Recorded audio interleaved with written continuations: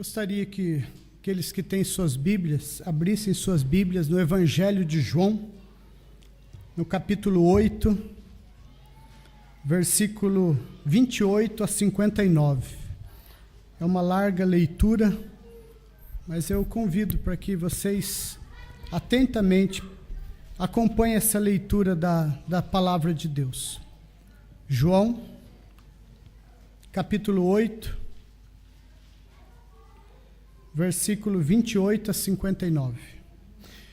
Então Jesus disse: quando vocês levantarem o Filho do Homem, saberão que eu sou, e que nada faço de mim mesmo, mas falo exatamente o que o Pai me ensinou. Aquele que me enviou está comigo, e ele não me deixou sozinho, pois sempre faço o que lhe agrada. Tendo dito estas coisas, muitos creram nele. Guarde essa frase, tá? Tendo dito estas coisas, muitos creram nele. Versículo 31 agora. Disse Jesus aos judeus que haviam crido nele: se vocês permanecerem firmes na minha palavra, verdadeiramente serão meus discípulos e conhecerão a verdade, e a verdade vos libertará. Eles lhes responderam: somos descendentes de Abraão e nunca fomos escravos de ninguém. Como você pode dizer que seremos livres? Respondeu Jesus: digo-lhes a verdade, todo aquele que vive pecando é escravo do pecado. O escravo não tem lugar permanente na família, mas o filho pertence a ela para sempre. Portanto, se o filho vos libertar, vocês de fato serão livres. Eu sei que vocês são descendentes de Abraão, contudo, estão procurando matar-me, porque em vocês não há lugar para a minha palavra. Eu lhes estou dizendo o que vi na presença do Pai, e vocês fazem o que ouviram do pai de vocês. Abraão é o nosso pai, responderam eles. Disse-lhe Jesus: se vocês fossem filhos de Abraão, fariam as obras que Abraão fez. Mas vocês estão procurando matar-me, sendo que eu lhes falei a verdade que ouvi de Deus. Abraão não agiu assim. Vocês estão fazendo as obras do pai de vocês. Protestaram eles: nós não somos filhos bastardos, ilegítimos. O único pai que temos é Deus. Disse-lhes Jesus: se Deus fosse o pai de vocês, vocês me amariam, pois eu vim de Deus e agora aqui estou. Eu não vim por mim mesmo, mas ele me enviou. Porque a minha linguagem não é clara para vocês? Porque são incapazes de ouvir o que eu digo. Vocês pertencem ao pai de vocês, o diabo, e querem realizar o desejo dele. Ele foi homicida desde o princípio e não se apegou à verdade, pois não há verdade nele. Quando mente, fala a sua própria língua, pois é mentiroso e pai da mentira. No entanto, vocês não creem em mim, porque lhes digo a verdade. Qual de vocês pode me acusar de algum pecado? Se estou falando a verdade, por que vocês não creem em mim? Aquele que pertence a Deus ouve o que Deus diz. Vocês não ouvem, porque não pertencem a Deus. Os judeus lhes responderam: não estamos certos em dizer que você é samaritano e está endemoniado? Disse Jesus: não estou endemoniado, ao contrário, honro meu Pai, e vocês me desonram. Não estou buscando a glória para mim mesmo, mas há quem busque e julgue. Asseguro-lhes que se alguém obedecer a minha palavra, jamais verá a morte. Diante disso, os judeus exclamaram: agora sabemos que você está endemoniado. Abraão morreu, bem como os profetas, mas você diz que se alguém obedecer a sua palavra, nunca experimentará a morte. Você é maior do que o nosso pai Abraão? Ele morreu, bem como os profetas. Quem você pensa que é? Respondeu Jesus: se glorifico a mim mesmo, a minha glória nada significa. Meu Pai, que vocês dizem ser o Deus de vocês, é quem me glorifica. Mas vocês não o conhecem, mas eu o conheço. Se eu dissesse que não o conheço, seria mentiroso como vocês. Mas eu de fato o conheço e obedeço a sua palavra. Abraão, pai de vocês, regozijou-se, porque veria o meu dia. Ele o viu e alegrou-se. Disseram-lhe os judeus: você ainda não tem 50 anos e viu Abraão? Respondeu Jesus: eu lhes afirmo que antes de Abraão nascer, eu sou. Então eles apanharam pedras para apedrejá-lo, mas Jesus escondeu-se e saiu do templo. Oremos. Deus, muito obrigado pela tua santa palavra. Nós, pecadores indignos, sequer somos dignos de lê-la, de ouvi-la, quanto mais eu de pregá-la, Senhor. Mas eu me humilho diante do Senhor e rogo que o Senhor tenha misericórdia de mim, que o Senhor assim me purifique no sangue do seu Filho e me use como instrumento para proclamar a tua palavra, para levar o teu evangelho ao coração daqueles que são teus.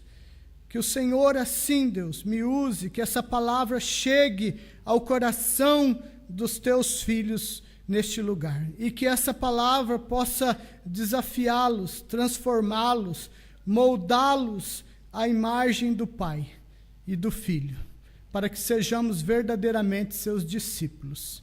Nós assim oramos, Pai, e rogamos a tua graça, a tua misericórdia, a tua compaixão, o teu amor sobre as nossas vidas nesse momento. Em nome de Jesus. Amém.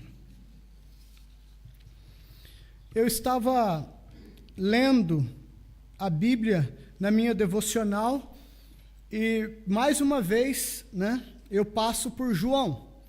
E, graças a Deus, hoje eu terminei Atos e amanhã eu começo Romanos, rumo a terminar a leitura da Bíblia toda até o final do ano.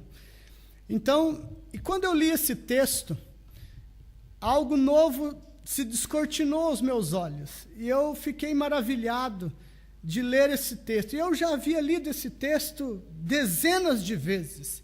Já havia lido esse texto, mas eu não conseguia até então a entender algumas partes desse texto. E o entendimento trouxe grande edificação ao meu coração, à minha alma.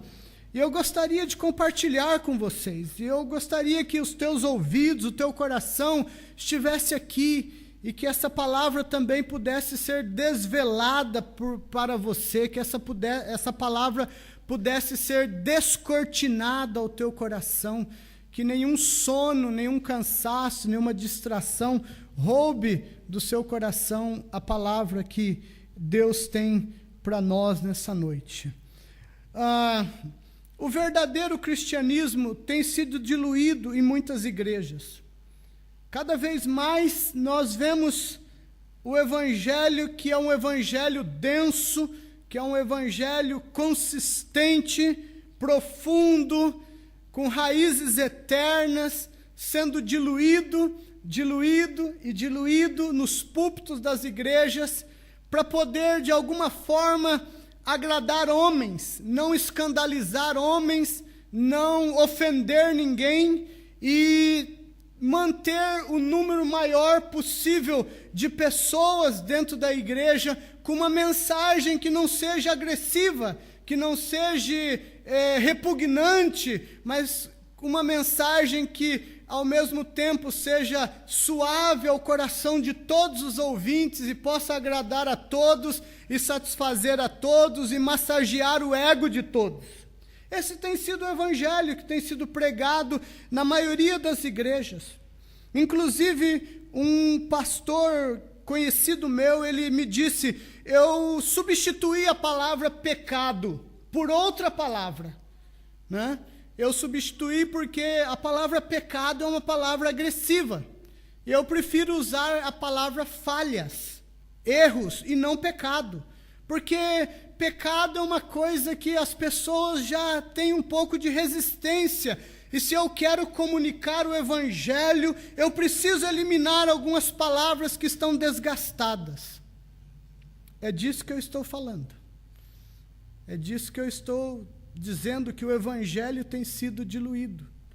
E eu escutei isso de um pastor presbiteriano, não escutei isso de um pastor da Universal, de outras igrejas. Estamos lavando roupa suja em casa, né? Tristemente, o evangelho tem sido diluído e o evangelho se reduziu a simplesmente crer em Jesus. Essa teologia do apelo, de chamar alguém à frente, que levanta a mão e então ela recebe Jesus, e aí o pastor diz: olha, agora você está salvo, você creu em Jesus, você se entregou a Jesus e você está salvo. Esse reducionismo da salvação que foi criado por esses apelos, isso é algo novo, vem de Charles Finney, um americano que introduziu essa prática nas igrejas, e desde então as pessoas começaram a acreditar que pelos simples fatos delas levantarem a mão e elas dizerem sim para Jesus num culto público, elas foram salvas, os nomes delas foram ratificados no livro da vida e está tudo ok. E esse simples crer em Jesus, muitas vezes não passa realmente de uma fé abstrata. O evangelho se reduziu que essas pessoas que aceitam Jesus frequentam a igreja uma vez por semana. O evangelho se reduziu porque essas pessoas pensam que ao contribuir com uma cota, também chamada dízimo, elas estão cumprindo com a tarefa delas nesse mundo. E alguns avançam um pouquinho mais e pensam que simplesmente por servir em um cargo interno numa instituição, tal como pregar, cantar, tocar, ser um presbítero, um diácono, um líder de uma sociedade, ele está resolvido com relação ao seu cristianismo e ele é um verdadeiro cristão. O resto da vida se vive secularmente. Isso é uma catástrofe.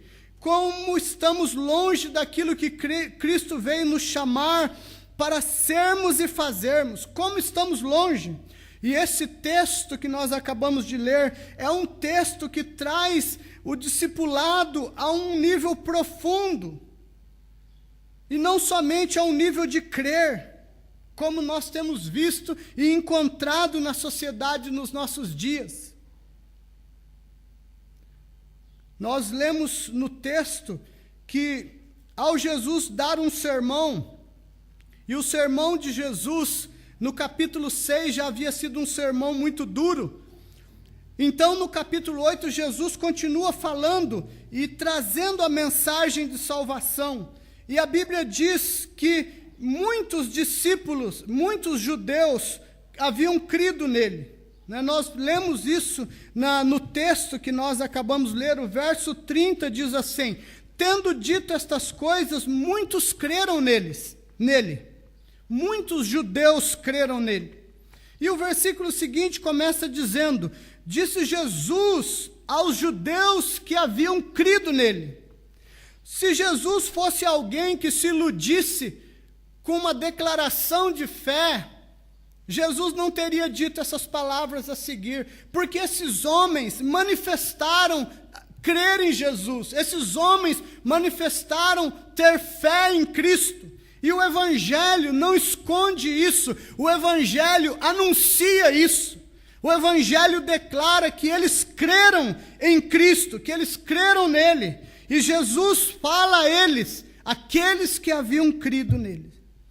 Mas Jesus não se ilude com esta fé superficial de que alguém apenas creu nele. Porque a mensagem que Jesus vai dar àqueles que haviam crido nele é uma mensagem duríssima. É o evangelho denso, puro. É a mensagem que escandaliza, é a mensagem que afasta, é a mensagem que repele. E Jesus não vai se iludir com o fato de ver fé neles. E então, irmãos, nós voltamos ao ponto que nós temos batido na tecla nessa igreja. O que somos nós? Crentes em Cristo ou discípulos de Cristo? Mais uma vez, nós temos um exemplo de pessoas que creram nele, mas que Jesus não reconhecia aquela fé, porque aquela fé era destituída de compromissos sérios e profundos e de um relacionamento com ele. E as igrejas evangélicas têm se iludido com uma massa de gente que professa crer em Cristo, mas vivem como se ele não existisse. Vivem como se ele fosse a última das prioridades nas suas vidas. Então, Jesus vai apresentar algumas características de um discípulo. E também vai apresentar nesse texto algumas características de um crente. E eu quero expor isso para vocês rapidamente. Primeiro, Jesus vai mostrar-nos que, de fato, discípulos creem, mas discípulos permanecem crendo. Discípulos creem, mas discípulos permanecem crendo até o fim da vida deles. Nós temos encontrado gente que tem crido, mas a fé deles é uma fé que, de alguma forma, com o passar do tempo, ela desvanece. Elas são uma fé superficial, porque, na verdade, o que houve foi uma fé, e fé todo homem tem. Fé é uma coisa inerente ao ser humano. Até o ateu tem fé, o ateu crê em algo, ele crê que não existe Deus. Isso é uma fé. Mas ter fé não significa nada. Nós não podemos nos iludir com isso. Nós não podemos achar que isso é o diferencial da nossa vida e é isso que nos faz cristãos. Discípulos creem, mas discípulos permanecem crendo. Discípulos são libertos pela verdade. Mais do que crer, discípulos são libertos. Versículo 31, Jesus disse aos judeus que haviam crido nele: se vocês permanecerem firmes na minha palavra, verdadeiramente serão meus discípulos, e conhecerão a verdade, e a verdade vos libertará. A fé é apenas o start, a fé é apenas o começo de um relacionamento que vai se aprofundar com Cristo e com Deus. E Jesus continua ainda dizendo, portanto, versículo 36, portanto, se o Filho vos libertar, vocês de fato serão livres. Discípulos creem em Jesus e discípulos permanecem crendo. Discípulos são libertos e permanecem livres. E Jesus vai falando mais de características desses discípulos. Discípulos permanecem firmes no crescimento do conhecimento da palavra de Deus. No versículo 31, Jesus fala: se vocês permanecerem firmes na minha palavra, verdadeiramente serão meus discípulos. Você não é meu discípulo porque simplesmente você anuncia da sua boca para fora que você crê em mim. Eu conheço teu coração, Jesus diz a nós. Você não me ilude com palavras que não tem nada a ver com a tua vida. O teu pastor pode acreditar nisso, os teus irmãos podem acreditar nisso, mas eu não acredito, porque eu sei o que realmente está no teu coração. Discípulos permanecem firmes na minha palavra. Discípulos têm sede pela minha palavra. Discípulos têm desejo de conhecer e crescer no conhecimento da minha palavra. Nós podemos perfeitamente fazer um link desse texto com o texto do semeador, da semeadura, onde Jesus conta a parábola do semeador. Traz luz para nós. Jesus, quando chega em casa e ele vai explicar a parábola para os discípulos, ele não explica a parábola para todos os seus ouvintes, mas somente para os seus discípulos.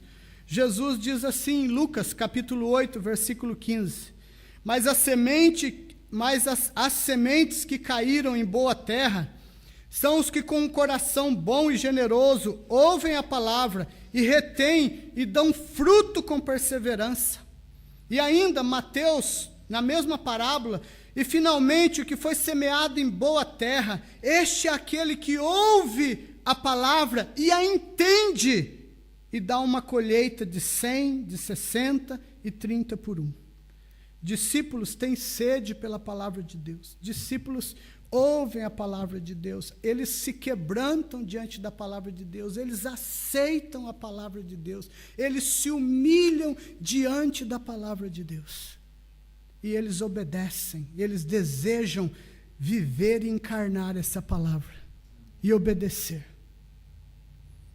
Há um tempo atrás, um casal deixou de frequentar nossa igreja. E ele disse que havia deixado de frequentar a nossa igreja porque eu tenho pregado mensagens que têm irritado ele. E ele disse que a mensagem que mais o irritou foi quando eu preguei entre a diferença de ser discípulo e ser crente. E eu disse naquela mensagem que discípulos produzem, frutificam, reproduzem. Discípulos, eles multiplicam para a glória de Deus. E ele disse que ele não está a fim de ouvir esse tipo de mensagem e que, portanto, ele não pisaria mais na igreja. Obviamente, ele não falou para mim, ele falou por trás, né? É típico do caráter. Mas é isso. O evangelho puro e verdadeiro, ele vai cair no coração de discípulos, e no coração de discípulos, esse evangelho vai cair como bálsamo, ainda que seja duro, ainda que seja o confronto mais severo contra a nossa alma, ainda que seja bofetadas na nossa cara, mas o discípulo ama, o discípulo prefere ser rasgado pela verdade do que ser massageado pelo engano, pelo sofismo e pela mentira. Jesus está dizendo que o coração dos discípulos combina com a palavra dele cai no coração de discípulos, e essa palavra encaixa, essa palavra provoca, essa palavra traz lágrimas, dor, mas não importa, os discípulos, eles combinam com a palavra. E Jesus está dizendo para eles: por que vocês não escutam a minha palavra? Por que a minha palavra, quando cai no coração de vocês, traz repugnância? Porque vocês não são meus. Vocês são só crentes em mim, mas meus vocês não são. O pai de vocês é outro, o pai de vocês é o diabo.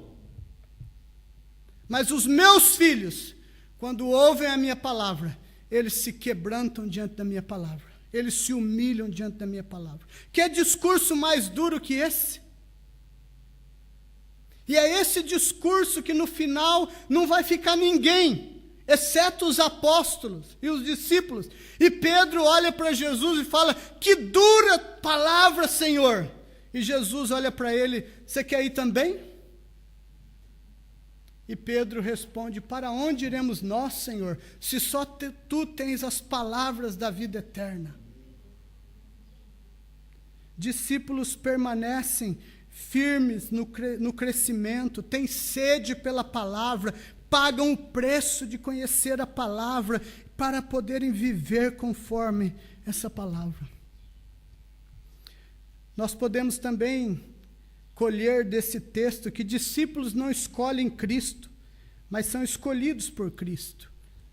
Esse texto nós podemos ver, Jesus está falando: vocês somente creem em mim e não passam de uma fé porque vocês não são meus. E em João 15, versículo 16, Jesus diz assim: não foram vocês que me escolheram, mas eu os escolhi para irem e darem fruto, fruto que permaneça, a fim de que o Pai lhes conceda o que pedirem em meu nome. Discípulos são aqueles que são escolhidos pelo soberano e eterno Deus. E esses manifestam a sua escolha quando eles amam ouvir a palavra de Deus, ainda que ela venha em confronto com os seus pecados, com as suas mazelas. Ele vai se inclinar à palavra de Deus, ele vai amar a Deus, ele vai entender aquilo que Salomão disse: melhor a palavra dura e sincera do que o amor fingido. Provérbios diz isso: melhor a palavra dura e sincera do que o amor fingido. Spurgeon disse: se a palavra de Deus, ao ser pregada, não rasgar teu coração, não cortar tua carne e não te fazer sentir o pior dos homens, o que você está ouvindo não é o evangelho. O que você está ouvindo é autoajuda. Discípulos, segundo Jesus, eles produzem frutos que permanecem, né? Se vocês permanecerem em mim, João 15, e as minhas palavras permanecerem em vocês, de novo, se vocês permanecerem em mim e a minha palavra permanecer em vocês, pedirão o que quiserem e lhes será concedido. Meu Pai é glorificado pelo fato de vocês darem muito fruto, e assim serão meus discípulos. Você não precisa dar fruto se você só crê em Deus. Se você só crê em Jesus, você nunca vai dar fruto. Mas os discípulos vão produzir frutos para a glória de Deus. E discípulos produzem as obras do seu Pai. Eu sempre tenho falado e volto a repetir a vocês: paternidade, filiação tem a ver com obediência. Paternidade e filiação em relação à paternidade tem a ver com obediência. Você é filho de quem você obedece. Essas são as palavras de Jesus nesse evangelho. Mesmo nós, pecadores, quando nós temos um filho, se tivéssemos um filho que nos desonrasse todo o tempo, que jogasse lama na nossa vida, no nosso nome, na nossa história como ser humano, se tivéssemos filhos que desonrassem, que envergonhassem, que trouxessem vitupério à nossa casa, e toda hora esses filhos passando por cima do perdão, da graça, do acolhimento que pais sempre sabem dar a filhos, ainda piores que sejam os filhos, os pais sempre voltam a acreditar. Mesmo nós, que não conhecemos o coração, as motivações, chega um momento que nós pensamos e falamos: isso não é meu filho, não é possível.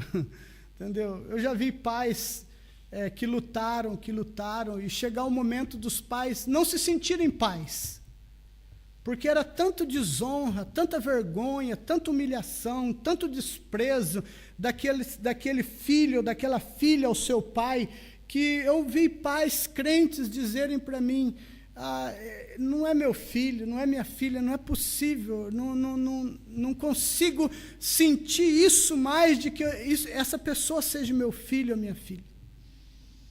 E às vezes o contrário também. Filhos que são tão desonrados por pais, tão machucados por pais, tão humilhados, pisados, pais que estupram filhas e filhos, que os escraviza sexualmente, que os humilha, que destrói sua autoimagem, que trabalham a tal ponto contra esses filhos, que chega um momento que esses filhos não conseguem olhar para aquele progenitor e reconhecer nele paternidade. Porque paternidade tem a ver com obediência. E Jesus está falando aqui para esses crentes nele, para aqueles que creram nele. Jesus está falando: olha, vocês não são meus filhos, nem filhos do meu pai, vocês são filhos de outro, porque vocês vivem obedecendo o outro, o diabo é o pai de vocês, a vida de vocês se encaixa mais com os valores do diabo do que com o meu pai. Paternidade não tem a ver de você ter nascido na casa de Abraão, mas paternidade tem a ver de você ser um filho que olha para o seu pai, que o ama, que o honra, que o respeita, que o teme e que se submete a ele. Vocês não são filhos do meu pai. Eu honro o meu pai, eu vivo pelo meu pai, eu glorifico o meu pai, mas vocês não são meus irmãos e nem filhos do meu pai, porque se vocês fossem, vocês não fariam o que vocês vivem fazendo. Discípulos são filhos, e Jesus deixa isso claro para nós. Mas Jesus apresenta algumas características daqueles que são apenas crentes. E eu já disse a vocês que a palavra crente aparece apenas algumas poucas vezes na Bíblia. Talvez em torno de 22 vezes, com sentidos genéricos.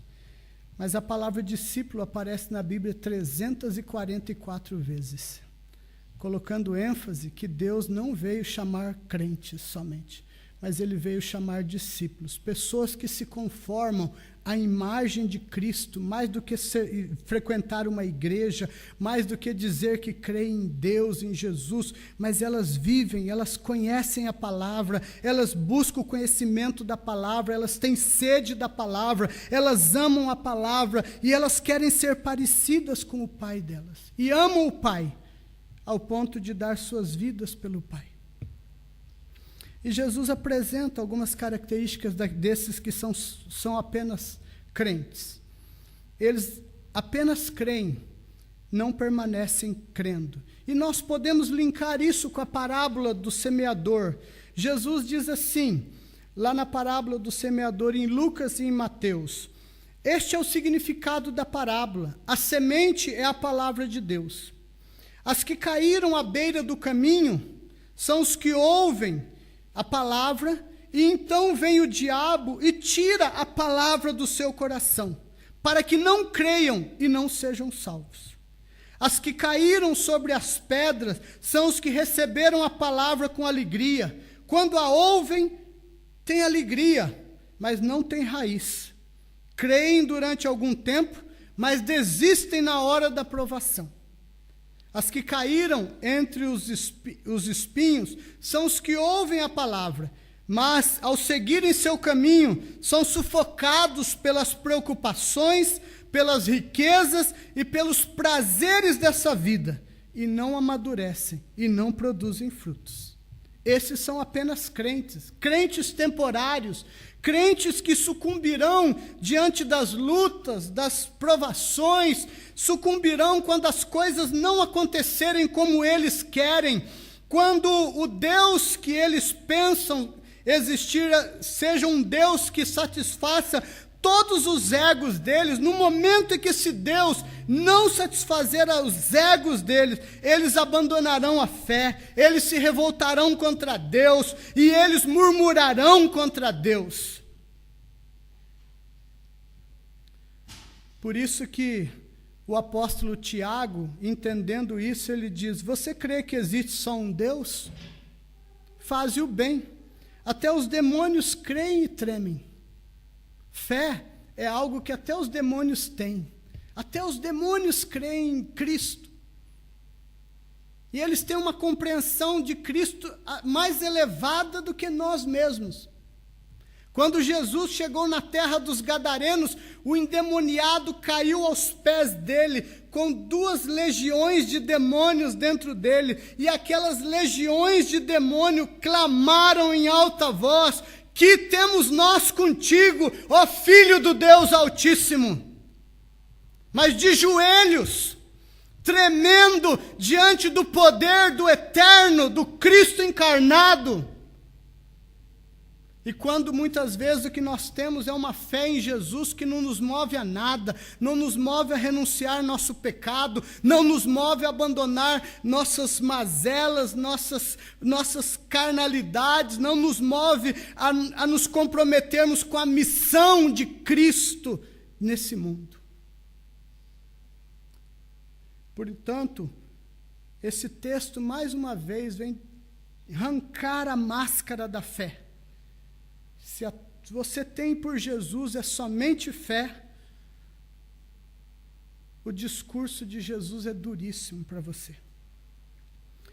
E também Jesus apresenta uma segunda característica daqueles que são apenas crentes. São incapazes de ouvir e aceitar a palavra de Deus. Jesus disse: eu sei que vocês são descendentes de Abraão, contudo, estão procurando matar-me, porque em vocês não há lugar para a minha palavra.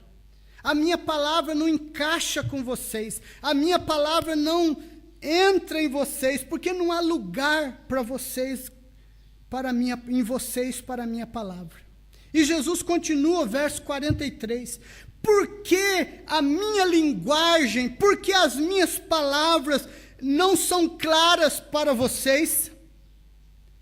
porque vocês são incapazes de ouvir o que eu digo, vocês estão incapacitados. Se estou falando a verdade, por que vocês não creem em mim? Verso 46 ainda. Aquele que pertence a Deus, verso 47, ouve o que Deus diz. Vocês não ouvem porque não pertencem a Deus. É duro esse discurso. É duríssimo.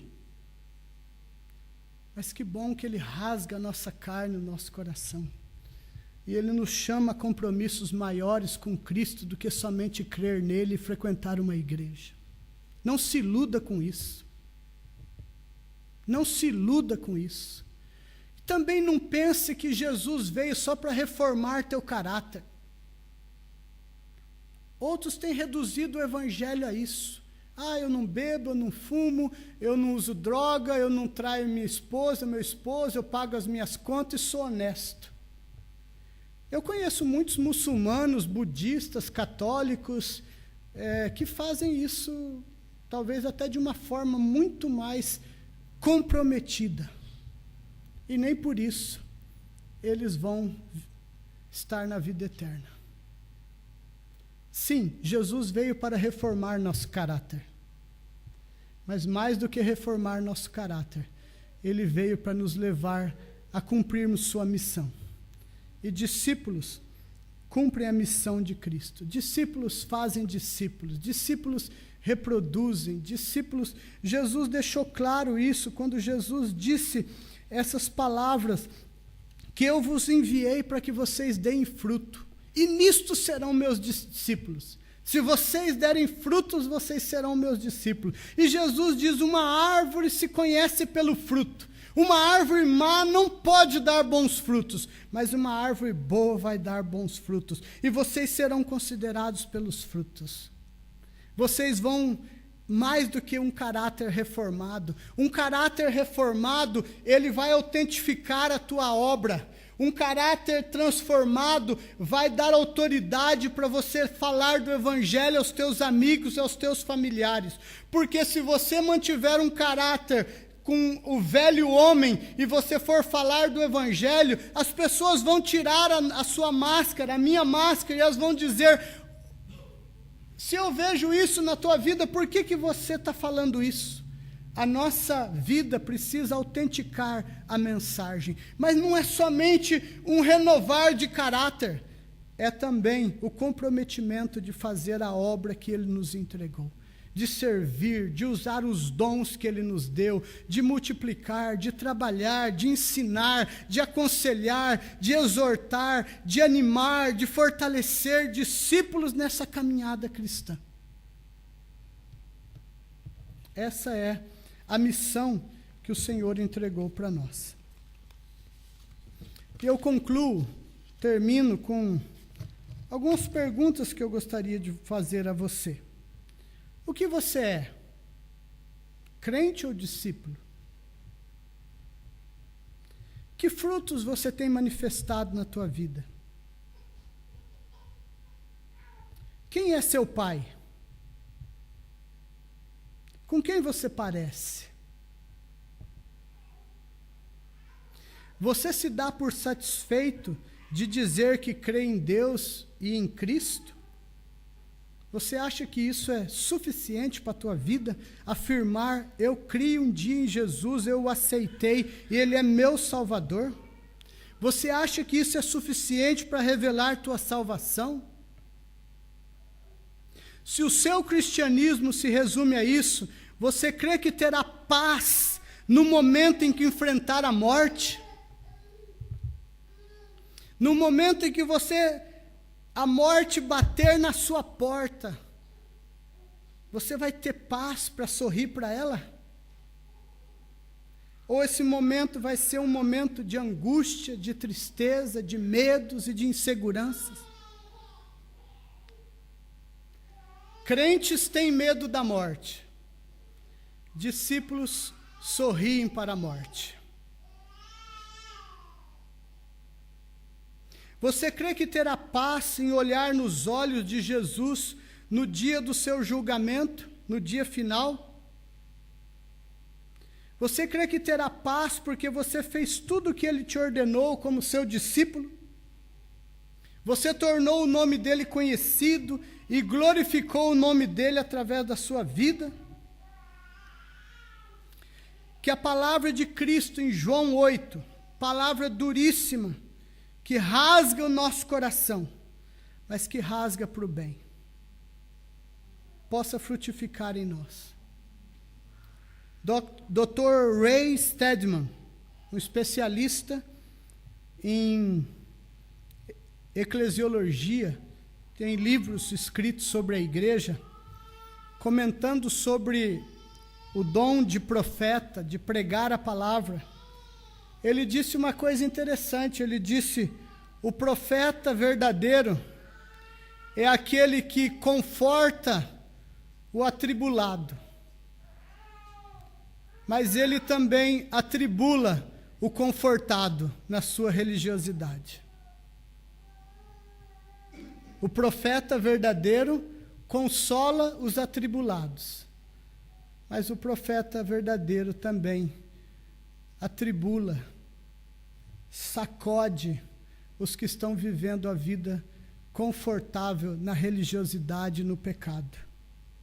Que a palavra de Cristo, nesse texto, aplicada pelo Espírito Santo, incomode seu coração. Porque se ela incomodar é porque você é de Deus. Se ela não te incomodar, não se alegre por isso. Isso pode ser um raio-x de que você não é de Deus. E Jesus está dizendo: os que são meus, a minha palavra vai nele, encaixa nele, e ele permanece na minha palavra. Que você seja um discípulo de Cristo em missão. Que novos discípulos sejam feitos por Cristo, para Cristo através da sua vida. Que crentes e religiosos sejam transformados em discípulos que amam a Cristo, mais do que eles mesmos, através de você, como instrumento nas mãos de Cristo. Que discípulos de Cristo sejam fortalecidos, animados, motivados, exortados pelo teu ministério, a caminharem, a seguirem caminhando e permanecerem na palavra de Deus. Que você, como discípulo, seja uma inspiração para a vida de outros discípulos. E lembre-se das palavras de Jesus em Mateus capítulo 5, versículo 20. Pois eu lhes digo que se a justiça de vocês não for superior à dos religiosos, fariseus e mestres da lei, de modo nenhum vocês entrarão no reino dos céus. Que Deus nos ajude, irmãos, e que Deus possa nos levar a vivermos como discípulos de Cristo, discípulos que fazem discípulos, discípulos que honram o Pai com a vida e com a obediência da missão. A começar da nossa casa, dos nossos filhos, fazendo discípulos deles, mas também estendendo, porque nós não fomos chamados só para a nossa casa, nós fomos chamados para o mundo também. Mas começando da nossa casa, façamos discípulos e possamos alcançar amigos, familiares, colegas de trabalho, de estudo, de faculdade, de escola, que sejamos discípulos que verdadeiramente o Pai seja visto em nós e assim glorifiquemos o seu nome. Amém? Vamos orar? Vamos ficar em pé?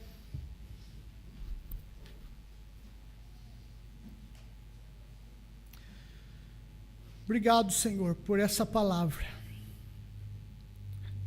Quão dura essa palavra. Mas nós não queremos ir, Deus, nós queremos ficar.